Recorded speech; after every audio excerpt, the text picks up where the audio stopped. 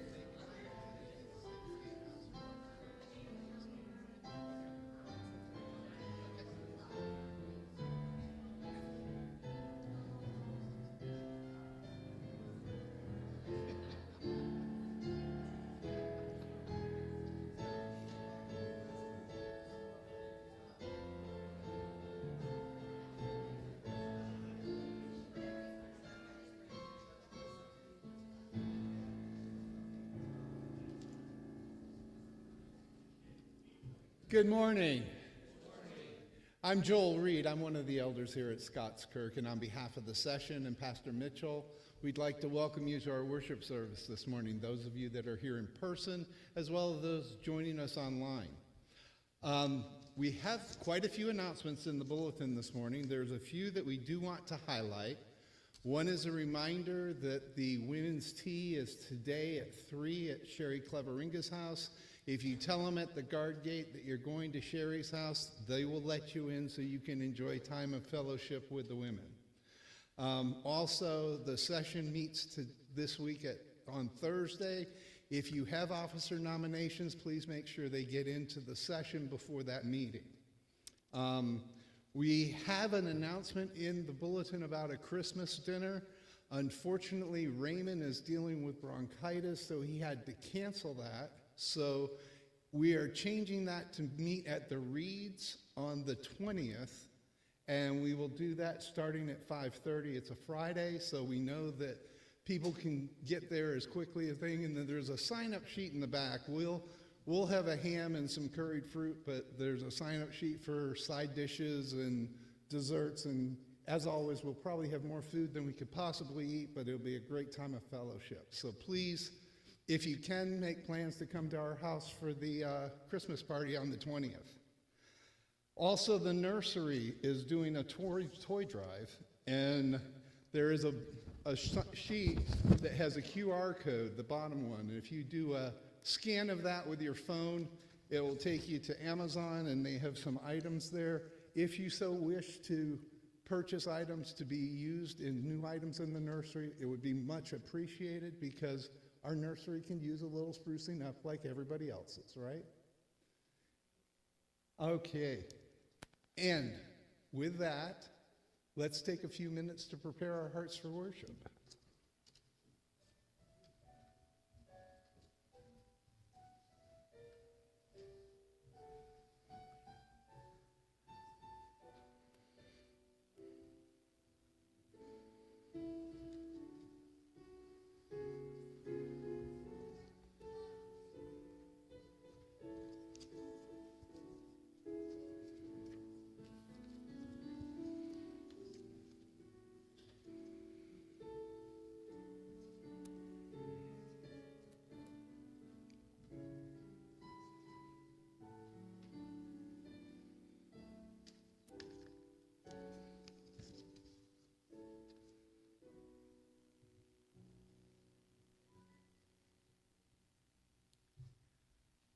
For our call to worship this morning, I'd like to have us turn to Psalm 29, two verses 1 and 2.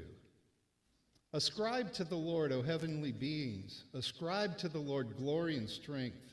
Ascribe to the Lord the glory due his name. Worship the Lord in the splendor of holiness. Well, let's stand and sing to this glorious God who we worship from the Trinity hymnal number 218, Angels from the Realms of Glory. Let's stand and sing this together.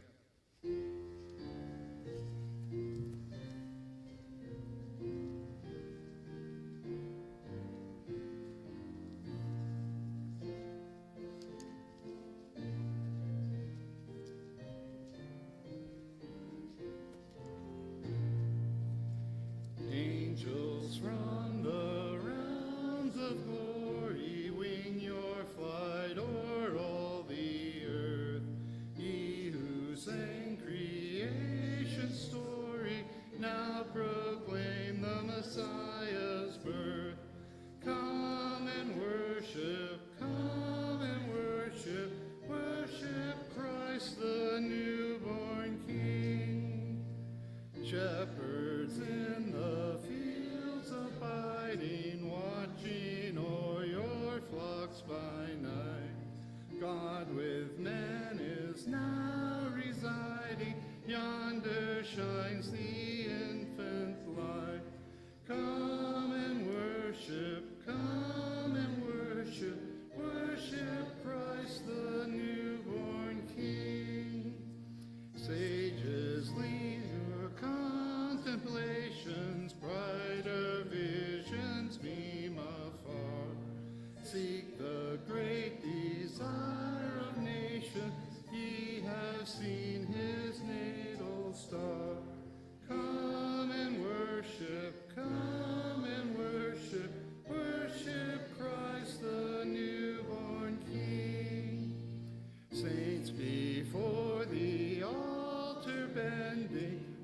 watching long in hope and fear.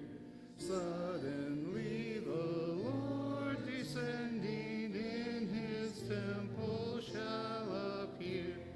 Come and worship,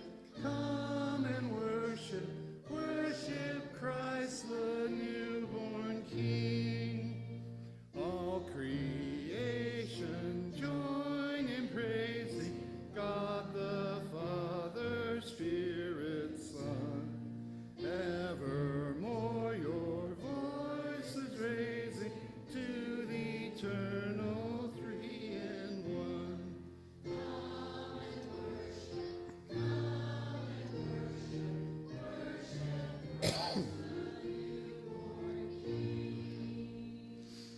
Let's pray. Dear Heavenly Father, once again we are humbled that you have called us into your holy presence.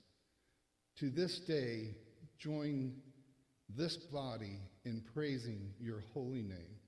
Father, we thank you for all the gifts you have given to us. Most of all, we thank you for giving us the gift of your Son and for the teaching that he gave us, especially how to pray, saying, Our Father, who art in heaven, hallowed be thy name. Thy kingdom come, thy will be done, on earth as it is in heaven.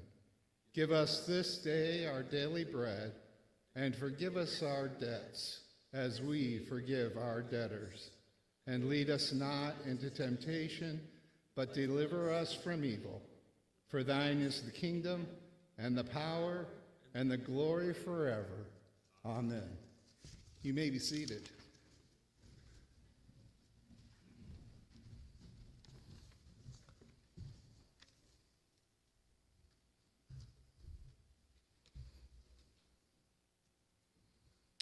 It is not only appropriate, but vital to the Christian to confess his sins before the Lord. Our confession of sin today is from Romans 3, verses 10 through 20. As it is written, there is no one righteous, not even one. There is no one who understands. There is no one who seeks God. All have turned away. They have together become worthless. There is no one who does good, not even one. Their throats are open graves. Their tongues practice deceit. The poison of vipers is on their lips. Their mouths are full of cursing and bitterness. Their feet are swift to shed blood. Ruin and misery mark their ways, and the way of peace they do not know. There is no fear of God before their eyes. Now we know that whatever the law says, it says to those who are under the law, so that every mouth may be silenced and the whole world held accountable to God. Therefore, no one will be declared righteous in God's sight by the works of the law. Rather, through the law, we become conscious of our sin. Please take this time to personally confess your sin in prayer to the Lord.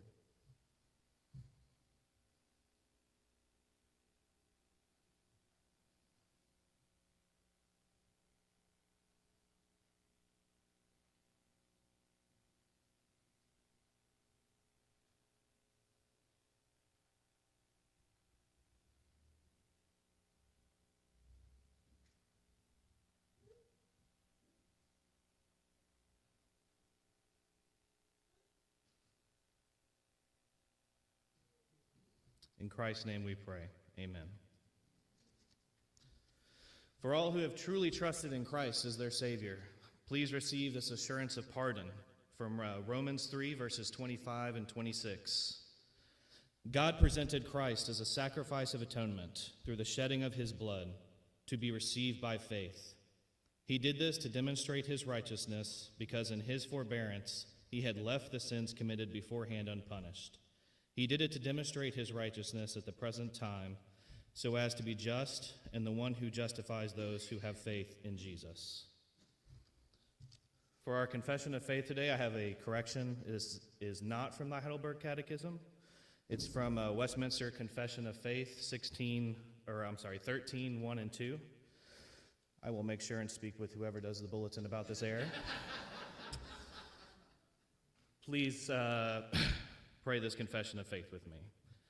They who are once effectually called and regenerated having a new heart and a new spirit created in them, are further sanctified really and personally through the virtue of Christ's death and resurrection, by his word and spirit dwelling in them. The dominion of the whole body of sin is destroyed, and the several lusts thereof are more and more weakened and mortified, and they are more and more quickened and strengthened in all saving graces, to the practice of true holiness, without which no man shall see the Lord. This sanctification is throughout, in the whole man, yet imperfect in this life, there abiding still some throughout in every part, whence ariseth a continual and irreconcilable war, the flesh lusting against the spirit, and the spirit against the flesh. I now invite the children to come forward for the children's sermon, to be led by Elder Joel Reed.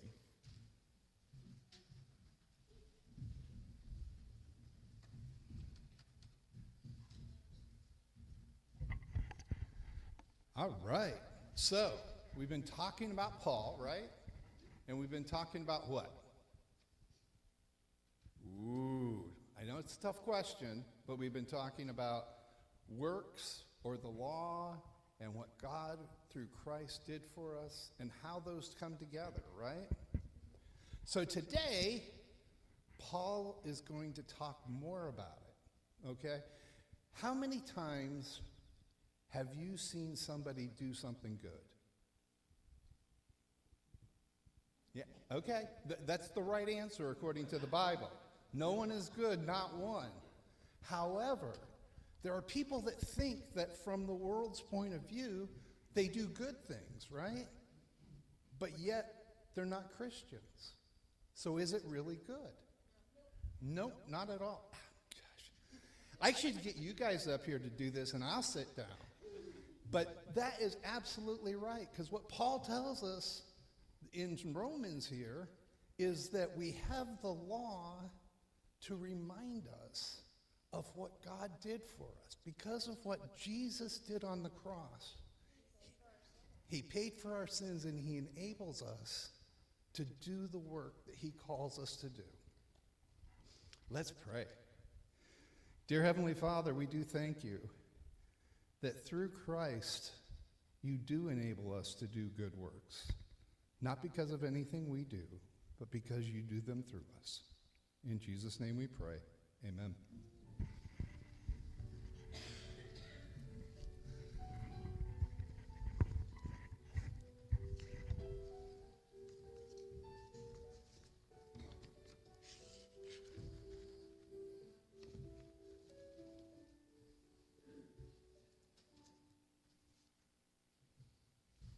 Thank you, Joel. For our scripture reading this morning, we're going to read Psalm 1. Blessed is the man who walks not in the counsel of the wicked, nor stands in the way of sinners, nor sits in the seat of scoffers. But his delight is in the law of the Lord, and on his law he meditates day and night. He is like a tree planted by streams of water, that yield its fruit in its season, and its leaf does not wither. In all that he does, he prospers. The wicked are not so, but are like chaff that the wind drives away. Therefore, the wicked will not stand in the judgment, nor sinners in the congregation of the righteous. For the Lord knows the way of the righteous, but the way of the wicked will perish. The grass withers and the flower fades, but the word of the Lord remains unchanged.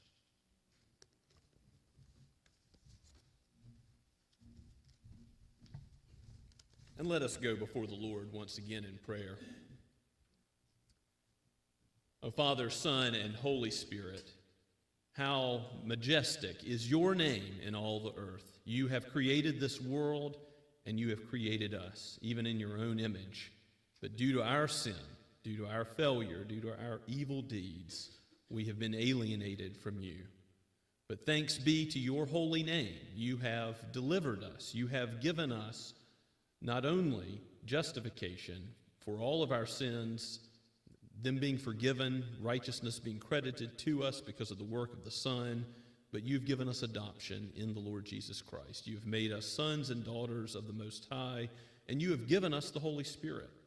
Lord, may we have your presence known to us now as you indwell us, as we are your people, and we are gathered together to worship you. May everything we do be in spirit and in truth, in the praise of your glorious name.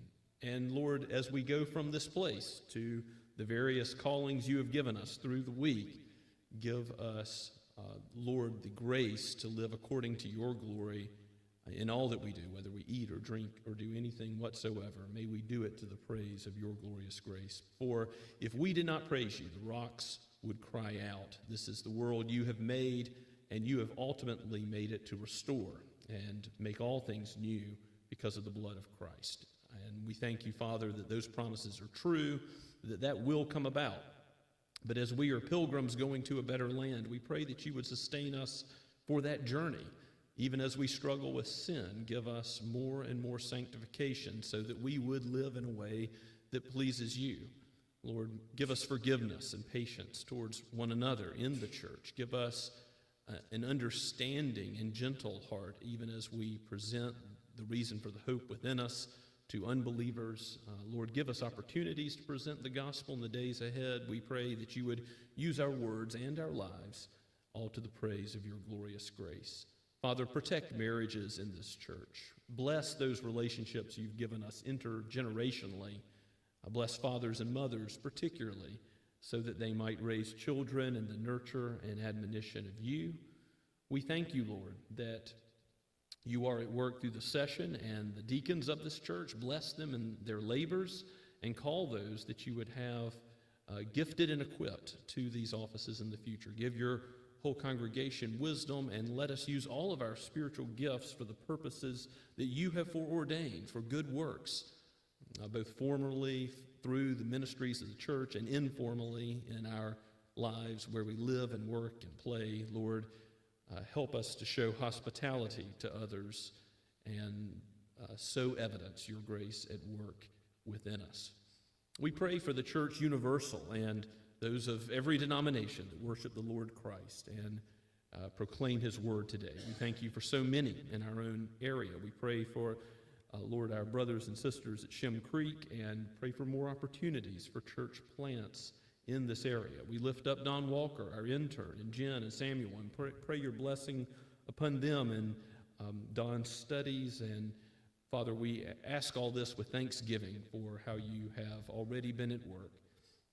And Lord, we pray for our missionaries in foreign lands, and we particularly lift up the Ackermans and their work at the hospital in Sahiwal, Pakistan. We pray that you would bless the deeds of mercy there, as well as the doctors and nurses which are able to communicate the gospel to many in the darkness of Islam. Lord, bring them the light of life, in the light of the world, the Lord Jesus Christ being proclaimed there. Father, we lift up the RUF International Ministry in Colombia and Scott Andes. Lord, bless the work that is going on there. Bless Victoria and their children. We ask, Lord, that you would be pleased to bring more and more international students to the knowledge of the truth through that ministry and through the students that are a part of it. We thank you for the great fruit that you have already produced in this. Lord, you have been so gracious to us. You have been multiplying and making disciples and building your church just as you said you would do. And so we pray that this would continue to go on to the ends of the earth, every nation, tongue, and tribe.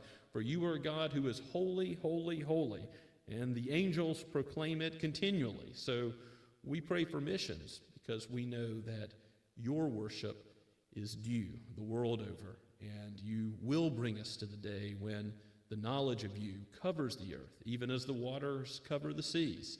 And until that day, Lord, sustain your people, bless your people materially, but most of all spiritually. May we seek first your kingdom so that we are blessed with that which is most important, knowing that you give us our daily bread, you give us all things, life and breath. You own the cattle on 1,000 hills, and you give us responsibility as stewards over a little, for a little while, but you are bringing your people faithfully home. So guide and direct our steps, our hearts, our hands, and our feet, that we might serve you. In all this we pray, in the name of our Savior and our King, the Lord Jesus himself. Amen. Now let's stand and sing praise to the Lord from Trinity Hymnal number 198, Lift Up Your Heads, Ye Mighty Gates.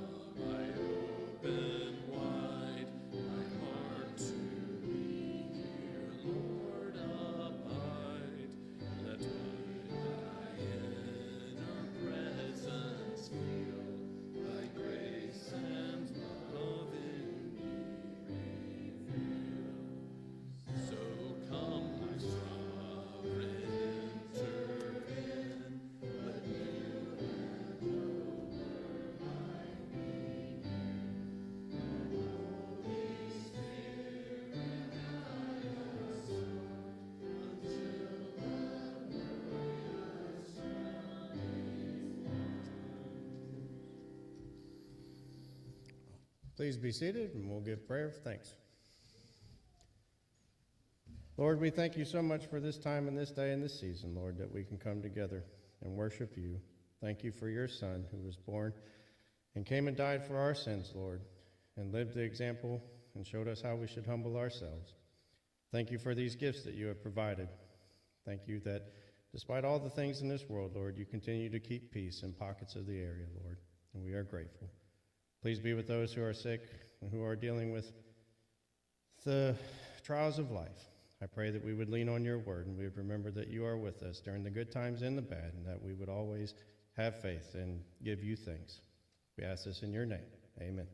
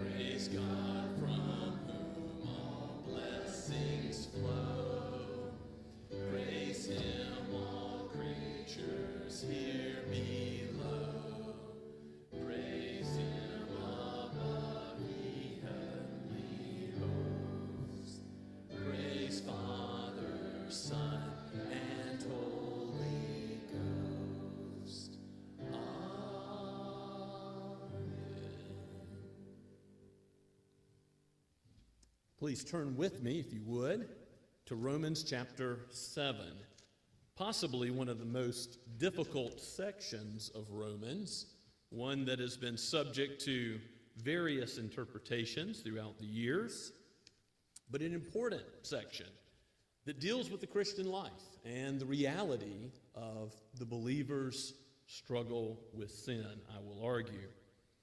So we'll look at verse 7 all the way to the end of the chapter. As you recall, in chapter 6, Paul's been talking about sanctification, how we're to reckon ourselves dead to sin, alive to Christ, with a new master, a new principle at work in us. And he's talked about the place of the law in the believer's life. We're dead to the law, how? As a means of justification, the way we're saved. But what place does the law have? Paul's going to answer that question initially, and then ask the obvious question. If we are dead to the law, if we are no longer under the rule of the principle of the flesh and of sin, if we have a new master in Christ, why is it that we still sin? Why is it that we still struggle and stumble and fall? So let's give our attention to God's word, again, penned by the Apostle Paul, breathed out by the Holy Spirit for each of us today at verse 7. What then shall we say? That the law is sin? By no means. Yet if it had not been for the law, I would not have known sin. I would not have known what it is to covet if the law had not said, you shall not covet. But sin, seizing an opportunity through the commandment, produced in me all kinds of covetousness. Apart from the law, sin lies dead. I once was alive apart from the law, but when the commandment came, sin came alive, and I died. The very commandment that promised life proved to be death to me. For sin, seizing an opportunity through the commandment, deceived me, and through it killed me. So the law is holy, and the commandment is holy and righteous and good. Did that which is good then bring death to me? By no means. It was sin producing death in me through what is good, in order that sin might be shown to be sin, and through the commandment might become sinful beyond measure. For we know that the law is spiritual, but I am of the flesh, sold under sin. I do not understand my own actions, for I do not do what I want, but I do the very thing I hate. Now, if I do what I do not want, I agree with the law that it is good. So now it is no longer I who do it, but sin that dwells within me. For I know that nothing good dwells in me, that is, in my flesh. For I have the desire to do what is right, but not the ability to carry it out. For I do not do the good I want, but the evil I do not want is what I keep on doing. Now if I do what I do not want, it is no longer I who do it, but sin that dwells within me. So I find it to be a law that when I want to do right, evil lies close at hand. For I delight in the law of God, in my inner being. But I see in my members another law, waging war against the law of my mind and making me captive to the law of sin that dwells in my members. Wretched man that I am, who will deliver me from this body of death? Thanks be to God, through Jesus Christ our Lord. So then, I myself serve the law of God with my mind, but with my flesh I serve the law of sin. Let's pray and ask for God's help. Oh Lord Jesus, how we need your word, how we need to depend on it more than the daily physical bread that you give us so faithfully. Oh Holy Spirit, take your word and apply it to our hearts so that in the whole man we are renewed, changed more and more to be like you, O Lord Jesus. Oh Father, guide and direct your people so that we understand what you have done and are doing and will do through the gospel, through the Lord Jesus Christ, in the lives of your people, more and more to the praise of your grace. We pray this in Jesus' name. Amen. So in the context of Paul talking about the law, we have this section of he does what he doesn't want to do, and what he wants to do, he fails to do.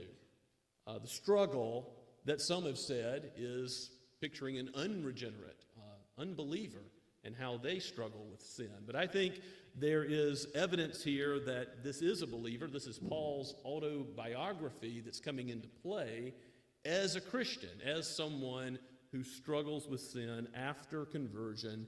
And that makes sense in the context of chapter 6. He's already talked about how we're united with Christ. We're no longer slaves to sin. We have a new master. And yet, in that context, we have this discussion of the law. So look back with me about the law's place in verse 7. Paul just asks the question directly. What shall we say then? Is the law sin? Since we are released from it as a means of justification. And his answer, by no means. As earlier, can we live any way we want because Christ has died for our sins? No. May it never be. By no means. And then he says, yet if it had not been for the law, I would not have known sin. So part of the positive way the law has been at work is that now the exceeding sinfulness of sin is discovered to Paul. He says, I would not have known sin if it were not for the law. The law says, do not covet. And then sin, verse 8, seizing an opportunity through the commandment, produced in me all kinds of covetousness. My mother tells me a story that when I was 2 years old, she would draw a line on the ground on a piece of paper and say, Jimmy, don't cross this line. And I would literally just put one toe over it. An example of human nature.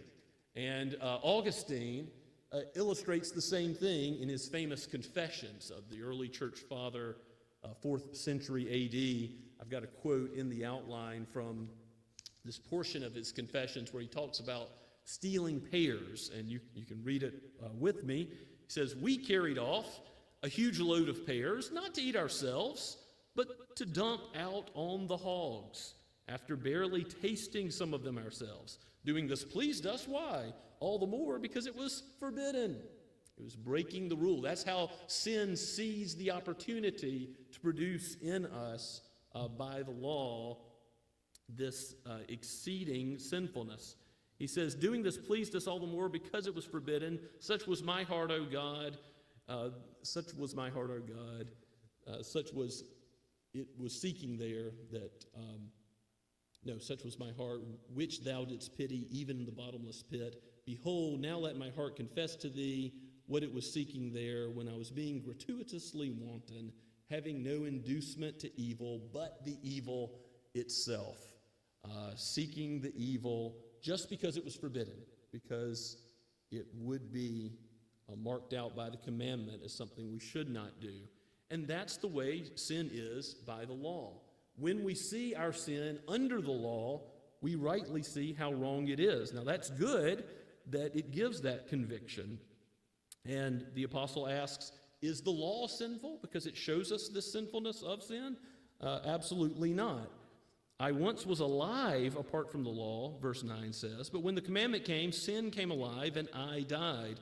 The very commandment that promised life, if you were to keep it perfectly, proved to be death to me, because we can't keep it perfectly. For sin, seizing an opportunity through the commandment, deceived me and killed me. He's got the commandment as an assassin here, sin as the assassin, using the commandment to kill off the old nature of the believer. So the law is holy and the commandment is righteous, holy and righteous and good. God is holy, holy, holy, the angels say in Isaiah 6:3. So his commandments, they are holy. And time and again in the Old Testament he says, be holy, for I am holy. Again, repeated in the epistles of Peter. This statement about God and his goodness, his righteousness, his holiness that is throughout Scripture shows us with the moral law, it reflects the character of God. And so there's nothing wrong with it. What's the problem? It's internal. It's with us. The problem is our sin is shown by the law to be the exceeding sinfulness and offense to God that it is. In Psalm 51, David says that it is against you and you only that I have sinned. Verse 4. That's how the believer must see sin. So it's right. It's the believer's response that sin is revealed by the law. The law is holy and good. Paul wants you to know that. It's a serious error to think that the law is not a guide for righteousness, a guide for the Christian life. No, the law is good. But then connecting that, verse 12, with the rest of the chapter and this struggle in the Christian life, look at how verse 13 makes the connection in the context of law. Did that which is good, the law, bring death to me? By no means. It was sin producing death, because we are the problem. It's our sin within. It is sin that produced death in me through that which is good, the law, in order that sin might be shown to be sin, and through the commandment might become more sinful beyond measure. That is, we see sin for what it is more and more. So a few arguments that this section from verse 13 to 25 is about a believer. First of all, go back to Romans chapters 1 through 3, where Paul is arguing that all have sinned and fallen short of God's glory. And what we confessed in our confession of sin this morning in the reading from Romans 3, there's not one who does good, no good at all. In either those who have the law or who don't have the law, all are condemned as sinners outside of Christ. So that's quite different than what we see here, because Paul is already saying the law shows me our sin and shows him his sin, and then by implication the sin of all believers. But Paul also fights sin. What he wants to do, he doesn't do. The fact that he wants to do right in verses 16 through 22 shows that battle is a sign of life. And ultimately, of course, verse 24, he gives thanks for the redemption, the deliverance from sin that's in Christ. So that is something only a believer can do. That is not something that an unregenerate person would do. Give thanks to God for the deliverance he's given. So go back to verse 13, or verse 14 rather.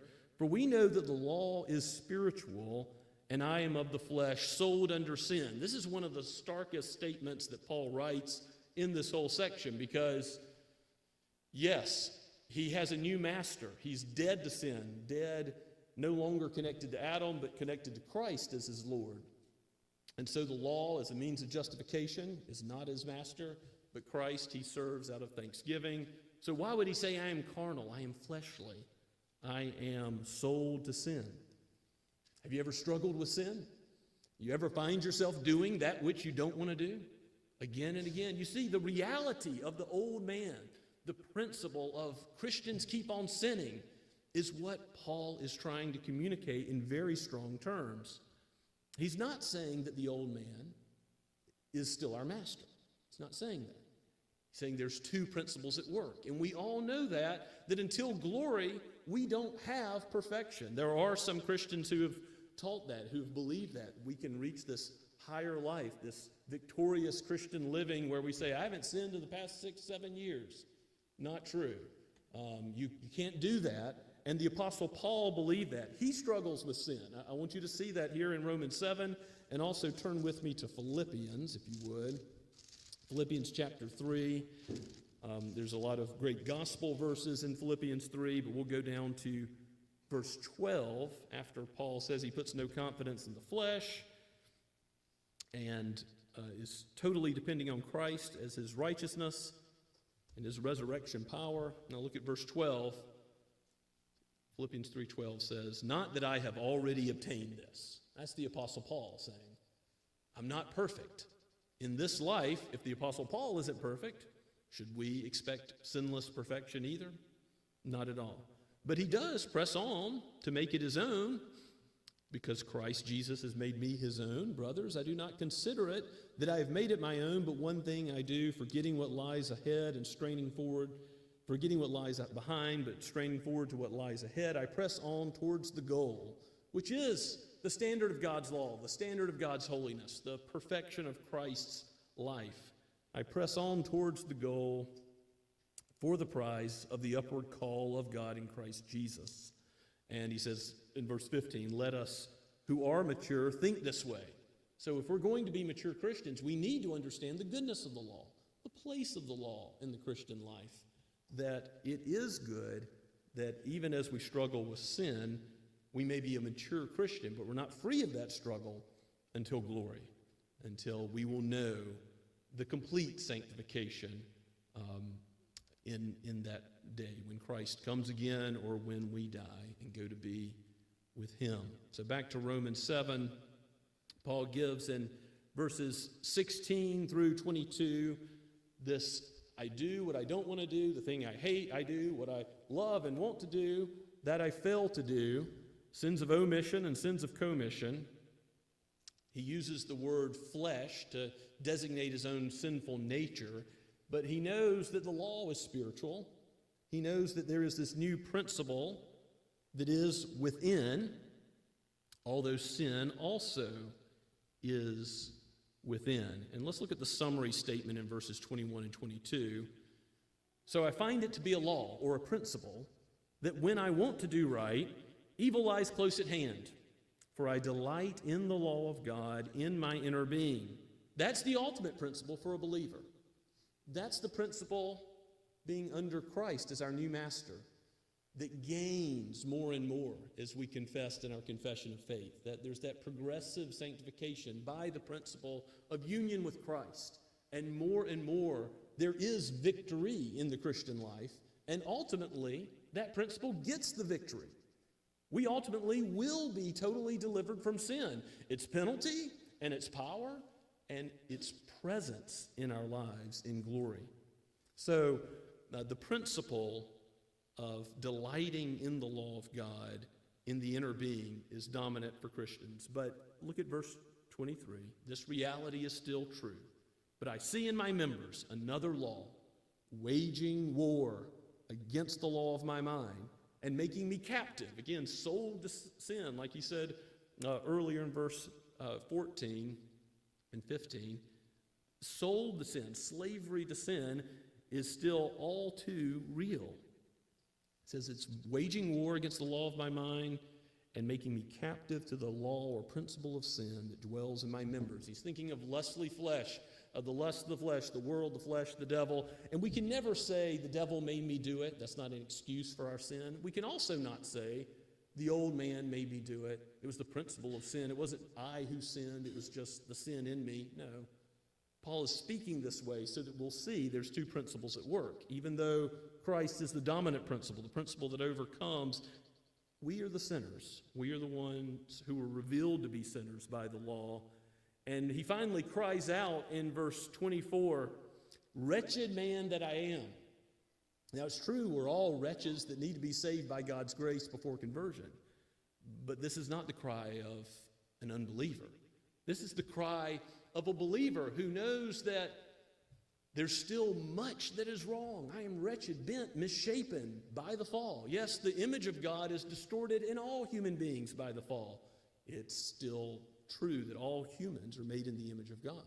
But believers are being conformed more and more by this process of sanctification into the image of Christ. We're being changed one degree of glory to another, as Paul says in 2 Corinthians 3:18, to be like Jesus.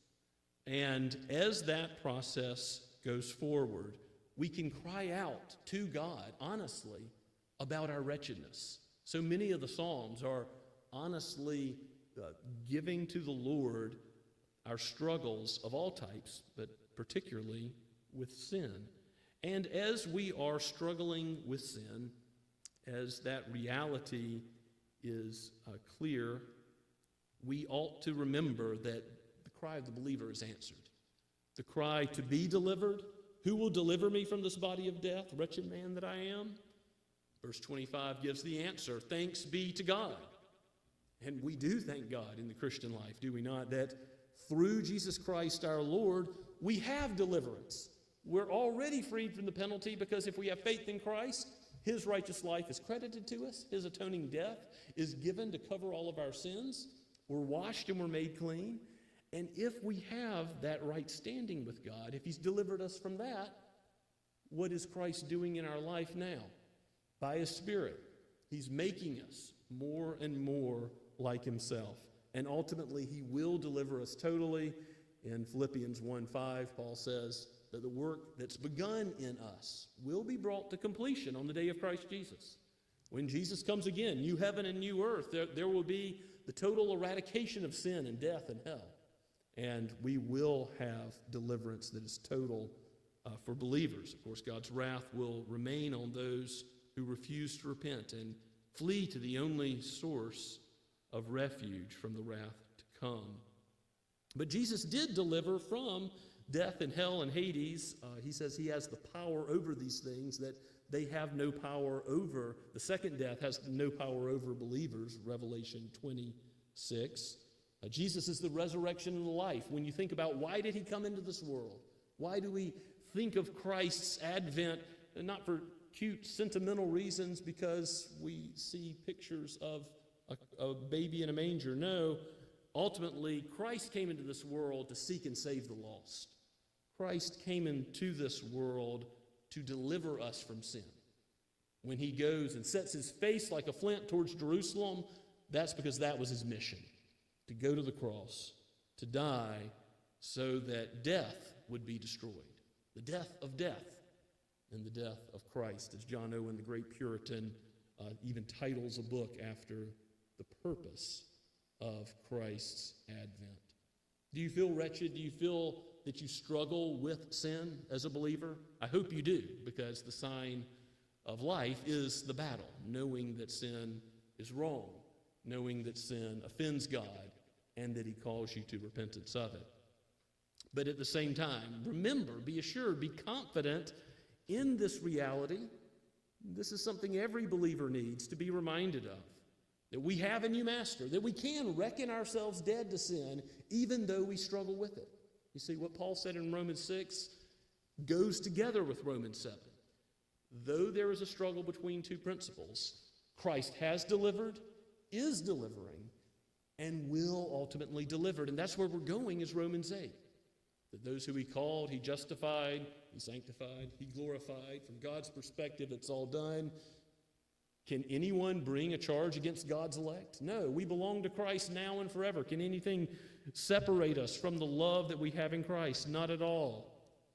We are his children, and his salvation is complete, though the struggle is real. Continue to go to God when you struggle with sin, knowing that he has provided all that we need for its ultimate overcoming, and even overcoming death.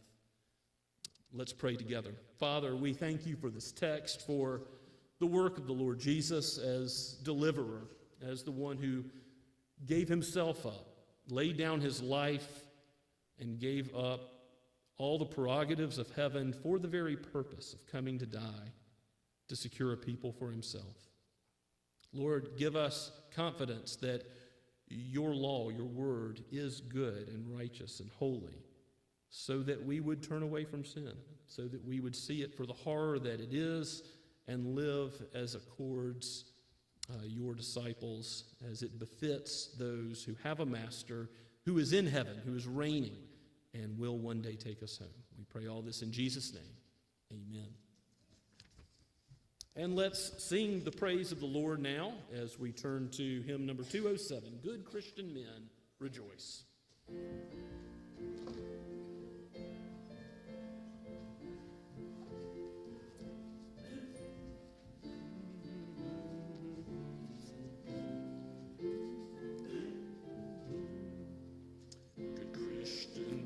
Rejoice with heart and soul and voice, giving heed to what we say. Jesus Christ is born today. Earth and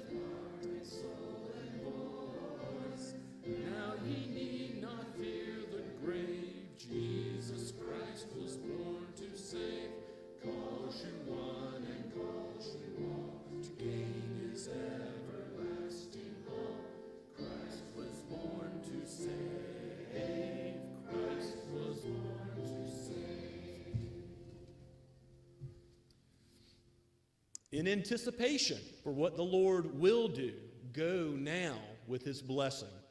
Now may the God of peace himself sanctify you completely, and may your whole spirit and soul and body be kept blameless at the coming of the Lord Jesus Christ. Amen and amen.